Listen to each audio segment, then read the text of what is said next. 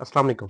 मैं हूं डॉक्टर अरशद मलिक और आज जो एक बहुत ही ज़बरदस्त और इफ़ेक्टिव कॉम्बिनेशन के साथ आपके पास साथ हाज़िर हुआ हूँ आपकी खिदमत में, वो आजकल के मौसम के हिसाब से है क्योंकि सर्दियाँ हैं और आजकल नज़ला ज़ुकाम, खाँसी, गला ख़राब, आँखों से पानी, नाक से पानी और ये जो है इस तरह की छींकें, बुखार और ये सिम्पटम्स जो है वो बहुत ज़्यादा कॉमनली आ रही हैं।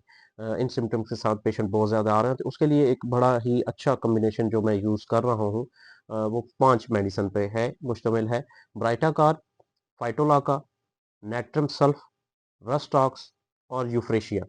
ये पाँचों मेडिसिन जो है वो आपने 30 पोटेंसी में लेनी है, यानी 30 ताकत में लेनी है और पाँचों अद्वियात के 2-2 कतरे जो है वो 1 घूँट पानी में मिक्स करने हैं और वो हिला के 1 घूँट आपने पानी पी लेना है, सुबह, दोपहर, शाम 3 दफ़ा।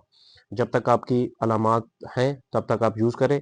3 से 5 दिनों में ये अलामात जो है, ये रिकवर कर लेती है। बहुत अच्छा कॉम्बिनेशन है, यूज़ करें और अपनी प्रैक्टिस को 4 चाँद लगाएँ। Thank you very much.